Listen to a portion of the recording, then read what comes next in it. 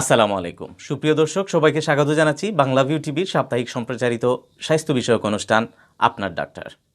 আর আজকের এই আয়োজনের পুরো সময়টা জুড়ে আপনাদের সাথে আছি আমি নোমান রশিদ। দর্শক, আমরা আজকে কথা বলবো খুবই গুরুত্বপূর্ণ কিছু বিষয় নিয়ে, সেটি হচ্ছে পায়ুপথের নানা সমস্যা, লক্ষণ ও তার প্রতিকার। আর এই বিষয়ে কথা বলার জন্য আমাদের সাথে আছেন অধ্যাপক ডাক্তার A.K.M. দাউদ স্যার, কলোরেক্টাল সার্জন, অধ্যাপক ও বিভাগীয় প্রধান, সার্জারি বিভাগ, Jalalabad Ragib Rabeya medical college, Sylhet. Sir, স্বাগত আপনাকে আমাদের অনুষ্ঠানে আসার জন্য। স্যার, আমরা আপনার কাছে পায়ুপথের নানা সমস্যা ও তার প্রতিকার নিয়ে কিছু গুরুত্বপূর্ণ বিষয় সম্পর্কে জানতে চাইব। স্যার, শুরুতেই আসতে চাই, কি সমস্যা নিয়ে বেশিরভাগ রুগী আপনাদের কাছে আসেন? হ্যাঁ, ধন্যবাদ। সেই সাথে আমি দর্শক শ্রোতা যারা অনুষ্ঠান দেখছেন সবাইকে ধন্যবাদ জানাচ্ছি এবং মাহে রমজানের শুভেচ্ছা জানাচ্ছি। আসলে পায়ুপথের যে সমস্যা যদি আমরা আলোচনা করি তাহলে আমাদেরকে একটু করে জানতে হবে যে পায়ুপথ জিনিসটা কি। আসলে বাংলায় আমরা একটা পায়ুপথ বলি, আর আমাদের মেডিকেল টার্মে আমরা অ্যানাস বলে থাকি বা অ্যানাল ক্যানাল বলে থাকি। এটা হচ্ছে আমাদের বৃহদান্ত যে একদম সর্বশেষ পার্ট, যেই পার্ট দিয়ে আমরা সাধারণত মলত্যাগ করে থাকি। তো সেখানে আসলে অনেক ধরনের রোগ হয়। এটা যদি আমরা বলি যে কিছু আছে কনজেনিটাল ডিজিজ, যেমন বাচ্চাদের হয়, জন্মগতভাবে কিছু সমস্যা হয়, আবার অ্যাকোয়ার্ড সমস্যা বা বয়স হওয়ার পরে কিছু সমস্যা হতে পারে। তো যে সমস্ত সমস্যাগুলো নিয়ে আমাদের কাছে আসে, পায়ুপথের যদি কোনো রোগ হয়, তাহলে প্রধান সমস্যা হচ্ছে পায়ুপথের রক্তপাত। মলত্যাগের পরে পায়ুপথের রক্তপাত যে একটা সমস্যা, মলত্যাগের পরে ব্যথা, এবং সেই ব্যথা প্রচণ্ড এবং তীব্র ব্যথা হতে পারে, এটা একটা সমস্যা। মলত্যাগে চুলকায়, ইচিং যেটাকে বলি আমরা, চুলকানি নিয়ে আসতে পারে। আরেকটা সমস্যা নিয়ে রোগীরা প্রায় আমাদের কাছে আসে, সেটা হলো মলত্যাগের পরে সামান্য কিছু অংশ, ফোলা অংশ মলত্যাগের পরে এটা বেরিয়ে আসে। এটা অনেক সময় মলত্যাগের পরে আপনি ঢুকে যায়, অনেক সময় আঙুল দিয়ে ঢুকিয়ে দিতে হয়, অনেক সময় আঙুল দিয়েও ঢুকানো যায় না। আর এছাড়াও আরও অন্যান্য সমস্যা হচ্ছে যে পায়ুপথের আশেপাশে একটা নালীর মতো ডেভেলপ করে, ওখান থেকে পুজ রক্ত বের হয়, ডিসচার্জিং সাইনাস বলি আমরা, এটাও একটা সমস্যা। আর এছাড়াও আর যে ধরনের সমস্যা হতে পারে রোগীর, এটার কারণে সিস্টেমিক ইফেক্ট বলি আমরা, মানে টোটাল বডিতে যে এফেক্ট হয়, সেই এফেক্টের মধ্যে হচ্ছে ক্ষুধামন্দা হতে পারে, আমরা বলি alteration of the Baul habit, সেটা হতে পারে, কনস্টিপেশন হতে পারে, কোষ্ঠকাঠিন্য যাকে বলা হয় সেটা, রোগীর ওজন কমে যেতে পারে, স্বাস্থ্য ভেঙে যেতে পারে, ক্ষুধামন্দা হতে পারে। তো এই ধরনের নানান ধরনের সমস্যা নিয়ে আসলে রোগীরা আমাদের কাছে আসে। আচ্ছা স্যার, এবার আমি জানতে চাইব যে পাইলস তো খুব বেশি কমন স্যার। সো পাইলস কেন হয় এবং কিভাবে বুঝতে পারবে যে রুগী পাইলসে ভুগছেন? আচ্ছা, ধন্যবাদ। এটা একটা অত্যন্ত গুরুত্বপূর্ণ প্রশ্ন। সবাই খুব ওয়ারিড থাকে। আসলে আমাদের পায়ুপথের যে কোনো রোগকে আমাদের সাধারণভাবে রোগীরা পাইলস মনে করে থাকে, কিন্তু আমরা তা মনে করি না। কারণ পাইলস ছাড়াও আরও অন্যান্য ধরনের রোগ যে আছে সেটাও হতে পারে। আচ্ছা, পাইলস বা অর্শ গ্যাস যেটাকে বলা হয় লোকাল ভাষায়, সেটা হচ্ছে পায়ুপথের একটি রোগ। আমরা জানি যে পায়ুপথের উপরে কিছু মাংসপিণ্ড ফোলা থাকে, আমাদের নর্মাল সবারই থাকে, ওগুলোকে আমরা অ্যানাল কুশন বলি। সেগুলো আমাদের আসলে ফিজিওলজিক্যাল, অর্থাৎ আমাদের জন্য প্রয়োজনীয়। আমরা মলত্যাগের পরে যে আমরা মলটাকে ধরে রাখতে পারি, আমরা কন্টিনেন্ট বলি, সেটার জন্য এই অ্যানাল কুশনগুলো খুবই জরুরি এবং সবারই আছে। এটা 3টা পজিশন বলি আমরা, ঘড়ির কাঁটায় 7, 11 ও 3 o'clock পজিশন, এটা কমন সবার। যখন এই অ্যানাল কুশনগুলো বড় হবে যে কোনো কারণে এবং এগুলো সমস্যা সৃষ্টি করবে, তখনই সেটাকে আমরা পাইলস বা হেমোরয়েড বলে থাকি। তো এই অ্যানাল কুশনগুলো বড় হওয়ার আসলে অনেকগুলো কারণ আছে। এক্সাক্ট কারণ আমরা এখনো জানি না, কতগুলো থিওরি আছে। এই থিওরির ভিতরে একটা হচ্ছে যে অ্যানাল কুশন নিচের দিকে নেমে যায়, এটাকে আমরা বলি ডিজেনারেটিভ থিওরি, মানে শরীরের মাংসপিণ্ডগুলো আসলে নর্মাল জায়গায় ঝুলে যায়। হ্যাঁ, এটা একটা কারণ হতে পারে। আবার আমাদের মলদ্বারের আশেপাশে অ্যানাল স্পিংটার বলে একটা জিনিস আছে, যদি কোনো কারণে স্পিংটারের টোন বেড়ে যায়, শক্ত হয়ে যায়, তখন সেই ক্ষেত্রে এখানে একটা চাপ সৃষ্টি হয়, সেই জন্য হতে পারে। আর আরেকটা আছে আমরা যেটাকে বলি হাইপারটেনসিভ থিওরি। আমরা যে এই যে অ্যানাল কুশন আছে, অ্যানাল কুশনের মধ্যে ছোটো ছোটো আর্টারি আছে, ভেইন আছে, অ্যান্ড আর্টেরিয়াল ফিস্টুলা আছে। যদি কোনো কারণে লোকালি ওইখানে আর্টারির মানে দ্যাট ইজ ধমনির চাপ বেড়ে যায়, সেই ক্ষেত্রে ওই অ্যানাল কুশন যেগুলো, সেগুলো আস্তে আস্তে স্ফীত হবে, এটা বড় হবে এবং সেটা সমস্যার প্রোডাকশন করবে। এটার জন্য মনে হয় আসলে দায়ী হচ্ছে কোষ্ঠকাঠিন্যটা, মেইনলি এটার কাজ করে এই রোগের জন্য। প্রধান অন্তরায় কি কোষ্ঠকাঠিন্যটাকে? আমরা এগুলোকে প্রিডিসপোজিং ফ্যাক্টর বলি। আচ্ছা, মানে এগুলো থাকলে পরে এগুলো হওয়ার সম্ভাবনা বেশি থাকে। সেই ক্ষেত্রে কোষ্ঠকাঠিন্য একটা ইম্পর্টেন্ট ব্যাপার। যাদের দেখা যায় কোষ্ঠকাঠিন্য থাকে, তারাই আসলে এই রোগে ভোগে। আচ্ছা, কেন হয় আমি একটু এক্সপ্লেন করি। যদি কোষ্ঠকাঠিন্য কারো থাকে, তাহলে পায়খানাটা শক্ত হয়ে যায় এবং পায়খানা ডেইলি হয় না, 2 দিন বা 3 দিন পরে হতে পারে, বা পায়খানা করার সময় কষ্ট হতে পারে। এখন সেই অবস্থায় রোগীরা আসলে একটু প্রেশার বা কোদ দেওয়ার চেষ্টা করে। যখনই কোদ দেওয়ার চেষ্টা করে, তখন অ্যানাল কুশনগুলোর উপরে অতিরিক্ত চাপ সৃষ্টি হয়, তখন এগুলো আস্তে আস্তে স্ফীত হয়ে যায় এবং ঝুলে যায় নিচের দিকে। এই ধরনের রোগীরা আসলে কি ইনভেস্টিগেশন আপনারা করে থাকেন, বা এদের ট্রিটমেন্টগুলো কি বা প্রেসক্রিপশন কিভাবে করেন এইগুলা?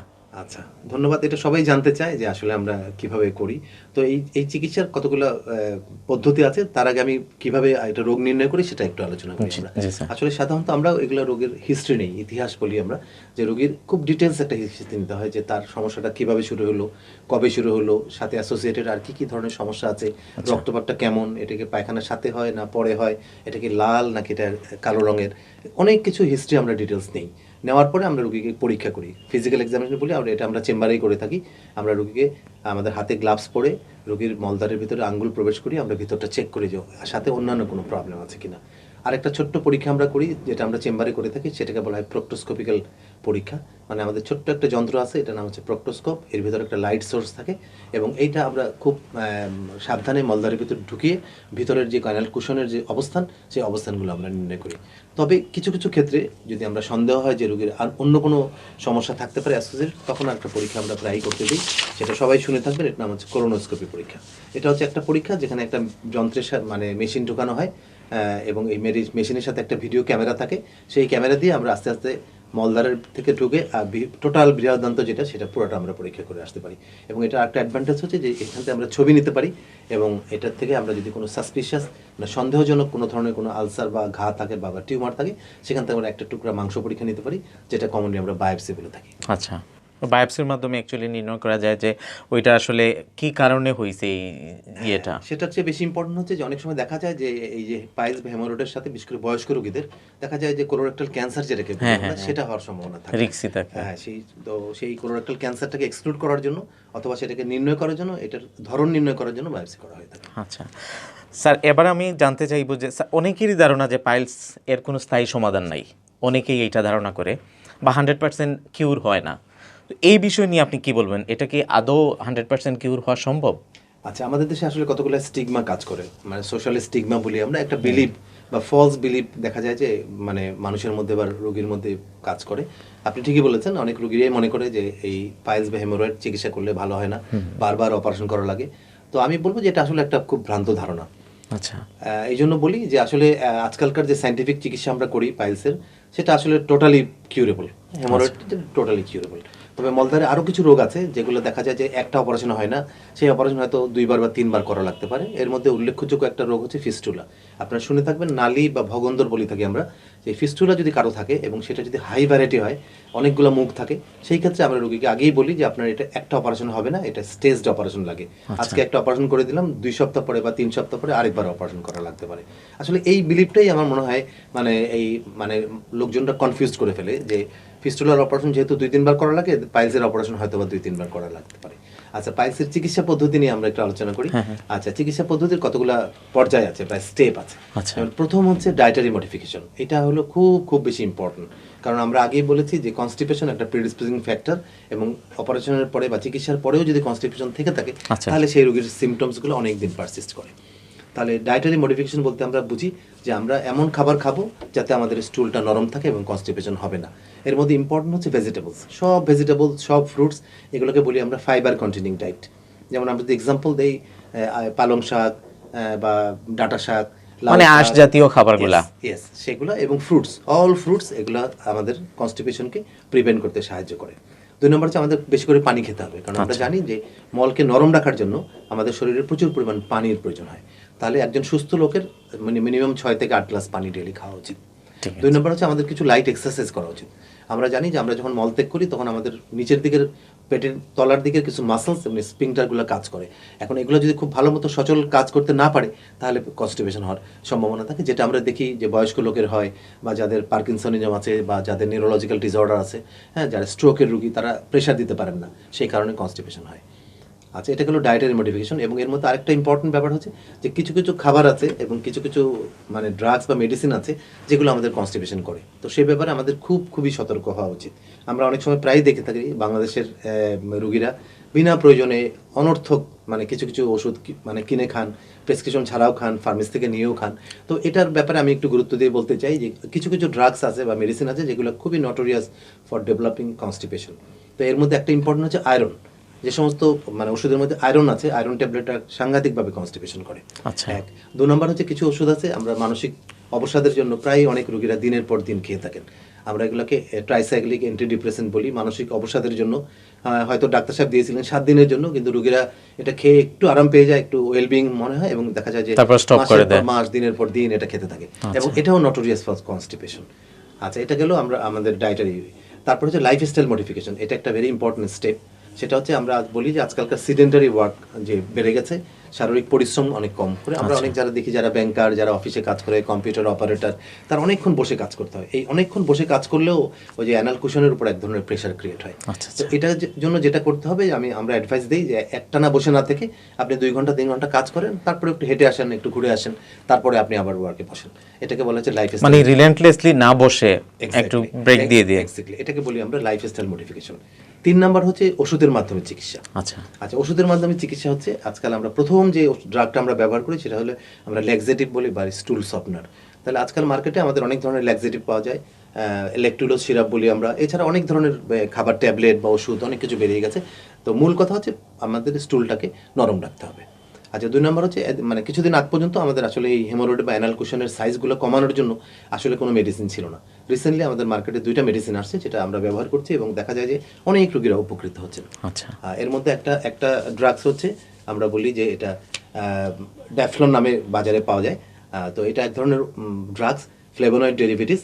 এদের কাজ হচ্ছে এরা অ্যানাল কুশনের উপর কাজ করে, এটা রক্ত চলাচলটা বাড়িয়ে দেয়, এখানে যে ইডিমা থাকে মানে ফোলা থাকে সেই ফোলাটাকে কমিয়ে দেয়, ওটা লিমফেটিক ড্রেনেজটাকে বাড়িয়ে দেয়। সো এই ড্রাগসটা আসলে খুবই উপকারী। আমরা দেখি যে মানে অন্যান্য চিকিৎসার সাথে ইভেন কি অপারেশনের পরেও আমরা কিছুদিন এই ড্রাগসটা কন্টিনিউ করি, এটা পেশেন্টদের বেটার রেজাল্টের জন্য। আরেকটা ড্রাগ এসেছে মার্কেটে, এটাকে বলে ক্যালসিয়াম টুবিসিলেট। এটাও এক ধরনের ড্রাগ যেটা হেমোরয়েডের উপর কাজ করে, এটা ভেনোটপিক ড্রাগ বলি আমরা। এটা দেখা যায় যে হেমোরয়েড বা অ্যানাল যে পাইলসের যে সমস্যাগুলোকে এগুলোকে আসলে অনেকটাই কমিয়ে দেয়। আচ্ছা। আচ্ছা, এর পরবর্তীতে আমরা যে পদ্ধতিতে যাই সেটাকে বলে অফিস প্রসিডিউর বলি। কিছু কিছু প্রসিডিউর আছে খুবই সিম্পল প্রসিডিউর, যেগুলো আমরা চেম্বারে করে দিই, রোগীকে ভর্তি হওয়ার কোনো প্রয়োজন হয় না। এর মধ্যে একটা হচ্ছে অনেক প্রচলিত, আমাদের দেশে অনেক দিন থেকে চলে আসে, ইনজেকশনের স্ক্লেরোথেরাপি বলি আমরা। তো এটা একটা স্পেসিফিক একটা সিরিঞ্জের মাধ্যমে একটা স্পেশাল টেকনিকে আমরা অ্যানাল কুশনের উপরে কিছু স্ক্লেরোজিং এজেন্ট ইনজেকশন দিয়ে দিই। এর ফলে ওই অ্যানাল কুশন যেটা বড় হয়ে গেছিল সেটা আস্তে আস্তে শ্রিঙ্ক করে যায়। আচ্ছা, ওইটা স্পেশালি পাইলস রোগীদের জন্য। পাইলস রোগীদের জন্য। আচ্ছা, আরেকটা পদ্ধতি হচ্ছে রাবার ব্যান্ড লাইগেশন। এটাও খুব একটা ইম্পর্টেন্ট আমাদের মডালিটিস অফ ট্রিটমেন্ট, খুবই সিম্পল এবং অনেক রোগী আমরা বেনিফিটেড হয়। এটা এক ধরনের মেশিন আছে আমাদের, রাবার ব্যান্ড লাইগেটর। এটা হচ্ছে আমরা মেশিনের সাহায্যে অ্যানাল কুশনের উপরে একটা ছোট্ট রাবার ব্যান্ডের মতো লাগিয়ে দিই। এটা অনেকটা আমাদের দেশে আগে যেমন শরীরে চুল আঁচিল হলে যেমন চিকিৎসা হতো, চুল দিয়ে আমরা বেঁধে দিতাম। এটার মানে ফিলোসফিটা হচ্ছে যে এটা রক্ত চলাচল বন্ধ হয়ে যাবে এবং অ্যানাল কুশন যেটা বড় হয়েছিল সেটা আস্তে আস্তে স্ল্যাপ আউট হয়ে যাবে, মানে এটা সাইজটা ছোট হয়ে আসবে। এছাড়াও আরও আছে আমাদের ইনফ্রারেড কোয়াগুলেশন আছে, আমাদের রেডিও ফ্রিকোয়েন্সি আছে। সো এগুলো এইসব প্রসিডিউর হচ্ছে অপারেশন ছাড়া, এগুলো আসলে কোনো অপারেশন না, আমরা আউটডোর প্রসিডিউর বলি। রোগীর ভর্তি হওয়ার দরকার হয় না, আমরা চেম্বারে করে দিতে পারি এবং পেশেন্টরা বাড়ি। এগুলো একদম মনে হয় ইনিশিয়াল স্টেজে যে রোগীগুলা আপনাদের কাছে ইয়েতে আসে, পরামর্শের জন্য আসে, এই ধরনের রোগীগুলাকে আপনারা এই ধরনের ট্রিটমেন্ট দিয়ে থাকেন। যদি সিভিয়ার প্রবলেমে যায়, এই ফাইলসটা যখন এক্সট্রিম লেভেলে যায়, তখন স্যার এর ট্রিটমেন্টটা কিরকম হয়? আমরা বলি যে আমরা সবসময় শুরু করি এই চিকিৎসাগুলো দিয়ে। আচ্ছা, আমাদের পাইলস বা হেমোরয়েডের আসলে 4টা গ্রেড আছে। খুব সংক্ষেপে যদি আমি বলি, শুধুমাত্র যদি রক্তপাত হয় সেটাকে বলি আমরা গ্রেড 1। যদি রক্তপাত হয় এবং একটা মাংসপিণ্ড বেরিয়ে আসে এবং মলত্যাগের পরে সেটা অটোমেটিক্যালি ভিতরে চলে যায়, এটাকে বলি আমরা গ্রেড 2। আচ্ছা, যদি এমন হয় যে মলত্যাগের পরে একটা মাংসপিণ্ড বেরিয়ে আসছে, পেশেন্ট আঙ্গুল দিয়ে এটাকে ধাক্কা দিয়ে ভিতরে ঢুকিয়ে দিতে পারে, এটাকে বলি আমরা স্টেজ 3। আর যদি এমন হয় যে একদম বাইরে চলে আসছে, কোনোভাবেই ঢুকানো যাচ্ছে না, সেটাকে বলি আমরা স্টেজ 4। তো এই দুইটার মধ্যে সাধারণত স্টেজ 1 এবং স্টেজ 2 আমরা এই যে আলোচনা করলাম এইসব পদ্ধতির মাধ্যমে আমরা চিকিৎসা করতে পারি। আর যখন স্টেজ 3 এবং স্টেজ 4-এ চলে যায় তখন সাধারণত অপারেশনের প্রয়োজন হয়, সার্জারিগুলো করাইতে হয়। আচ্ছা স্যার, এবারে আমি জানতে চাইব ফিশার রোগীরা কি কি সমস্যায় ভোগে এবং সাইন সিমটমগুলো কি থাকে? আচ্ছা, ধন্যবাদ। হ্যাঁ, আমাদের সেকেন্ড কমন রোগ যদি আমরা আলোচনা করি হেমোরয়েড বা পাইলসের পরে, সেটা হচ্ছে অ্যানাল ফিশার। আচ্ছা, অ্যানাল ফিশার জিনিসটা হচ্ছে যে আমাদের পায়ুপথের পিছন দিকে সাধারণত একটা ছোট্ট ঘায়ের মতো হয়, এবং আমরা জানি যে এই পাইপেথটা অত্যন্ত সংবেদনশীল। আচ্ছা। এখানে নার্ভস আছে, এখানে ব্লাড সাপ্লাই আছে। তো সেই ঘায়ের ফল যখন ক্ষত সৃষ্টি হয়, তখন যখন রোগীরা মলত্যাগ করতে যায়, সেই মলত্যাগের ঘষায় ওখান থেকে সিরিয়াস ব্যথা শুরু হয়। আচ্ছা, তো এটার মূল কমপ্লেন হচ্ছে যে সাধারণত রোগীরা কনস্টিপেশন বা কোষ্ঠকাঠিন্য রোগী থাকে এবং মলত্যাগের পরে ব্যথা শুরু হয়ে যায়, এবং সেই ব্যথাটা অনেক তীব্র ব্যথা, এবং এটা সাধারণত 6 ঘন্টা থেকে আরম্ভ করে 4 ঘন্টা থাকে, এবং আস্তে আস্তে পরে দেখা যায় যে ব্যথাটা কমে যায়, এবং পরের ওই সময়ের পর থেকে রোগীরা সম্পূর্ণ ভালো, আর কোনো সমস্যা থাকে না। পরের দিন যখন আবার মানে বাউল মুভ করবে বা মলত্যাগ করবে, তখন আবার সমস্যা শুরু হয়ে যায়। এবং এর সাথে সামান্য কিছু রক্তপাত হতে পারে, তবে হেমোরয়েডে পাইলসে যেরকম প্রচুর রক্তপাত হয়, এখানে রক্তপাতের পরিমাণ খুব কম থাকে। আচ্ছা, অ্যানাল ফিশার আবার 2 ধরনের আছে, একটাকে বলি আমরা একিউট, হঠাৎ করে যেটা হয়, আরেকটাকে বলি আমরা ক্রনিক, মানে 6 সপ্তাহ বা 2 মাসের উপরে যদি এটা কন্টিনিউ করে, তখন আমরা ক্রনিক ফিশার বলি। তো ক্রনিক ফিশার যখন হয়, তখন আবার আরেকটা ঘটনা ঘটে, সেটা হচ্ছে যে ফিশারের সাথে তখন একটা ছোট্ট মাংসপিণ্ড ডেভেলপ করে যায়। আচ্ছা, আচ্ছা, সেটাকে আবার আমরা বলি সেন্টিনেল স্পাইলস অথবা স্কিন ট্যাগ। তো রোগীরা অনেক সময় কনফিউজড হয়ে যায় যে আসলে এটা কি হেমোরয়েডের ফুলা নাকি এটা অ্যানাল ফিশারের ফুলা। তো সেটা আমরা সাধারণত আমরা যারা মানে স্পেশালিস্ট বা যারা সার্জন, আমরা আসলে রোগী দেখলে বা পরীক্ষা করলেই বুঝতে পারি যে এটা আসলে অ্যানাল ফিশারের জন্য হয়েছে না এটা হেমোরয়েডের ফুলা হয়েছে। আচ্ছা। আচ্ছা স্যার, দীর্ঘ সময় যে টয়লেটে বসে থাকা এবং কুদ দিয়ে টয়লেট করা কি পাইলসের অন্যতম প্রধান কারণ বা ফিশারের অন্যতম প্রধান কারণ? হ্যাঁ, আমরা আলোচনার প্রথমেই বলেছি যে এই যে কনস্টিপেশন বা কোষ্ঠকাঠিন্য, এবং এটাকে দূর করার জন্য রোগীরা স্ট্রেইন করে, যে কোদ দেয়, এটা সবসময়ই খারাপ। আমরা সবসময় ডিসকারেজ করি যে কখনোই কোদ দিয়ে পায়খানা করবেন না। আমরা আগেই বলেছি কোদ দিলে আমাদের পেটের ভিতরে ইন্ট্রা অ্যাবডোমিনাল প্রেশার বলি আমরা, প্রেশারটা বেড়ে যায়, এবং আমাদের স্পিংটার, আমাদের সব কিছুর উপর একটা প্রেশার পড়ে, এবং এটা আমাদের অবশ্যই পরিহার করা উচিত। আচ্ছা স্যার, আমরা প্রায়ই দেখি বিভিন্ন কবিরাজ বা হোমিওপ্যাথিক বা বাজারে সস্তা চিকিৎসা দিয়ে অনেক বিজ্ঞাপন দিয়ে মানুষকে বিভ্রান্ত করে। এই বিষয় নিয়ে আপনি কি বলবেন, বা এই সচেতনতাটা কিভাবে বাড়ানো যায়? হ্যাঁ, ধন্যবাদ। হ্যাঁ, আসলে এটা আসলে খুব একটা মানে খারাপ সিচুয়েশন আমরা প্রায় ফেস করে থাকি। আমরা প্রায় দেখি যে রাস্তাঘাটে চটকদার বিজ্ঞাপন, টিভি, রেডিও, সব জায়গায় বিজ্ঞাপন দিয়ে রোগীদেরকে আকৃষ্ট করা হয়। ওরা বিজ্ঞাপনের মূল আকৃষ্ট করার কারণ ওরা বলে যে বিনা অপারেশনের চিকিৎসা, এবং আমাদের দেশের মানে গ্রামের লোকেরা তো বটেই, শহরের লোকেরা ইভেন আমরা দেখেছি লন্ডন বা আমেরিকা থেকে এসেও তাদের প্রতারণার ফাঁদে পড়ে যায়, এবং দেখা যায় হাতে 1 মাস 1.5 মাস সময় নিয়ে আসছে, আর এই চিকিৎসা করার পর তার লাইফটা মিজারেবল হয়ে যায়। আচ্ছা আচ্ছা, মূলত তারা যেটা করে, তারা আসলে তাদের তো কোনো মানে প্রাতিষ্ঠানিক কোনো শিক্ষা নেই, তাদের মানে রেকটাম অ্যানাটমি, ফিজিওলজি এগুলো সম্পর্কে কোনো ধারণা নেই, আইডিয়া নেই, এবং তারা সাধারণত এটা দেখা যায় যে বংশ পরম্পরা এটা আসলে করে থাকে, মানে কনভেনশনাল ওয়েতে। তারা যেটা করে সেটা হলো যে তারা এক ধরনের কোরোসিভ বলি আমরা, এক ধরনের অ্যাসিড বা অ্যালকালি ওখানের মধ্যে ইনজেকশন দিয়ে দেয়। অনেক ক্ষেত্রে দেখা যায় যে বাইরের যে মাংসপিণ্ড যেটা ফুলা, এটা হয়তো ইনফেকশন হয়ে বা এটা স্লাফ হয়ে এটা আসলে পড়ে যায়, তখন রোগীরা ধরে নেয় যে আমি আসলে কিওর হয়ে গেছি। কিন্তু এটার আসলে 2টা মারাত্মক সাইড ইফেক্ট আছে, যেটা আসলে সবারই জানা উচিত, এবং এই সাইড ইফেক্টগুলো একবার ঘটে গেলে তখন তারকে নর্মাল করা আমাদের জন্য ডিফিকাল্ট হয়ে যায়। আচ্ছা, 1 নম্বর জিনিস হচ্ছে ইনফেকশন, যেহেতু তারা স্টেরিলিটি মেনটেন করে না, এবং সেপসিস হওয়ার যে এভরি পসিবিলিটিস থাকে। হ্যাঁ, তারা যে সময় ইনস্ট্রুমেন্ট বারবার ব্যবহার করে, আজকাল তো আমরা সবসময় ডিসপোজেবল ইনস্ট্রুমেন্ট ব্যবহার করে থাকি, তারা একই ইনস্ট্রুমেন্ট দিয়ে অনেকেরই চিকিৎসা করে থাকে, এই কারণে ওখানে ইনফেকশন হওয়ার সম্ভাবনা খুবই বেশি থাকে, এবং ওখানে ইনফেকশন হলে সেটাকে আমরা সেপসিস বলি, সেটা সমস্ত শরীরে ছড়িয়ে যেতে পারে। ওই ইনফেকশন থেকেও তো হয়তো বা আবার ক্যান্সারে রূপান্তরিত হইতে পারে। আচ্ছা, এটা হলো একটা। আচ্ছা, 2 নম্বর জিনিস আমরা বলি যেটা ডেঞ্জারাস কমপ্লিকেশন হলো যে বাইরের যে ক্ষত তারা সৃষ্টি করে দেয়, এটা যখন পরবর্তীতে শুকাবে 3 মাস বা 4 মাস পরে, তখন আমাদের তখন যে সমস্ত রোগীরা এইসব প্রতারণার শিকার হয়েছেন, তাদের পাইপথ চিকন হয়ে যায়, সরু হয়ে যায়। আচ্ছা, সরু হয়ে গেলে আপনি চিন্তা করেন, একটা অ্যাডাল্ট লোকের পাইপথ যদি সরু হয়ে যায়, তাহলে তার জীবনটা কতটা মিজারেবল। তার কনস্টিপেশন হবে, সে পায়খানা করতে পারবে না, স্ট্রেইন করতে হবে, লাইফ এক কথায় মিজারেবল হয়ে যায়। আরেকটা জিনিস যেটা হয় যে বেশি মাত্রায় তারা যদি কোরোসিভ বা ইনজেকশন প্রদান করে ওখানে, তাহলে আমাদের যে মল ধরে রাখার যে একটা টিস্যু আছে, যেটাকে আমরা বলি যে স্পিংটার, সেই স্পিংটার ফাংশনটা পার্মানেন্টলি ড্যামেজ হয়ে যেতে পারে, এবং এটা খুবই একটা ডেঞ্জারাস কমপ্লিকেশন, আমরা প্রায় এটা পেয়ে থাকি। সেই ক্ষেত্রে রোগী মল ধরে রাখতে পারবে না, তার কাপড় চোপড় সবকিছুতে ডাইরেক্ট অটোমেটিক হয়ে যাবে। আচ্ছা, মানে কন্ট্রোলিংটা থাকবে না। থাকবে। তো এটা দেখেন, সামান্য একটা হেমোরয়েড বা অ্যানাল ফিশার অপারেশন করতে এসে তার যদি এই ধরনের কমপ্লিকেশন হয়, তাহলে তার লাইফটা আসলে মিজারেবল। সেই ক্ষেত্রে আমরা যেভাবে তাদের এইসব কমপ্লিকেশন যদি হয়ে যায়, তাহলে দেখেন আমরা যখন আমাদের মানে মেডিকেল পদ্ধতি বা বৈজ্ঞানিক পদ্ধতিতে অপারেশন করতে যাই, তখন আমাদেরকে পেশেন্টের পেটের উপরের দিকে কেটে একটা আলাদা রাস্তা তৈরি করতে হয়, সেটাকে বলে আমরা কলোস্টমি বলি। আচ্ছা, মানে ওই জায়গাটাকে রেস্ট দেওয়ার জন্য, এবং যদি স্পিংটার কোনো মানে পার্মানেন্ট ড্যামেজ হয়ে থাকে, তাহলে স্পিংটারটা ঠিক করার জন্য এক ধরনের সার্জারি আছে, একটা হাইটেক সার্জারি আমরা বলি। তাহলে দেখেন সামান্য একটা জিনিস থেকে তার মানে লাইফটা কতটা সাফারিং এর মধ্যে চলে যায়, অনেক ডিফিকাল্টিজের মধ্যে যেতে হয়। এখন স্যার আমি আসবো হচ্ছে আপনাদের ট্রিটমেন্টের প্রসিডিউরটা বললেন, কিন্তু অনেকেই অনেক ধরনের কমপ্লেন করে, যেমন এই ট্রিটমেন্টগুলো অনেক এক্সপেন্সিভ হয়। এমনিতে কোন কোন ওয়েতে আপনারা এই অপারেশনগুলো করেন, বা এই যে যেমন ধরেন লঙ্গ অপারেশন বা সাধারণ অপারেশন যেগুলো, এইটার পার্থক্যটা কি বা খরচটা কীরকম হইতে পারে এক একটা অপারেশনে? আচ্ছা, ধন্যবাদ। এটা আসলে সব রোগীরাই জানতে চায় যে অপারেশনের কথা যখনই আমরা বলি যে কী পদ্ধতিতে অপারেশন করবেন এবং এটার খরচ কত হবে। আচ্ছা, আমি একটু যদি বলি তাহলে নর্মাল যে কনভেনশনাল অপারেশন বলি আমরা, যে প্রচলিত অপারেশন আছে হেমোরয়েডের, সেটা হচ্ছে আমরা হেমোরয়েডেক্টমি বলি আর কি। যে অ্যানাল কুশন যেগুলো সিম্পল যদি বলি আমরা, যেগুলো বড় হয়ে গেছে সেগুলো আমরা কেটে বাদ দিই। আচ্ছা। এখন কেটে এটা আমরা যে মেশিনের মাধ্যমে কাটতে পারি, এটা আমরা ছুরি কাঁচির মাধ্যমে কাটতে পারি, সেটা একটা এটা হলো হেমোরয়েডেক্টমি। আচ্ছা, এটা করলে যেটা সমস্যা আমাদের মানে রোগীদের হয় সেটা হচ্ছে যেহেতু অ্যানাল ক্যানাল একটা ডার্টি জায়গা, ওখানে সবসময় মল লেগে থাকে এবং সেটা শুকাতে এমনি নর্মালি অনেক দিন সময় লাগে, 6 থেকে 8 সপ্তাহ সময় লাগে। আর যদি এটা মানে অপারেশন করতে যেয়ে কোনো ধরনের টেকনিক্যাল কোনো ভুল হয়, সেই ক্ষেত্রে এই ক্ষেত্রেও মলদার ছোট হয়ে যাওয়ার একটা সম্ভাবনা থাকে। আচ্ছা স্যার, ওই যে আমি বললাম যেটা লঙ্গ অপারেশন বা ওই জেনারেল অপারেশন, যেটা সাধারণ কনভেনশনাল অপারেশন যেগুলা, এইগুলার ক্ষেত্রে মানে পেশেন্টের কি কি সুবিধা আছে? যেমন কোন অপারেশনটা করলে ওনার জন্য ইফেক্টিভ হবে, ভালো হবে, এটা? হ্যাঁ, ঠিক আছে, আমি একটু বলছি যে আর কি কি পদ্ধতিতে আমরা অপারেশন করতে পারি এবং আমরা আসছি আর কি।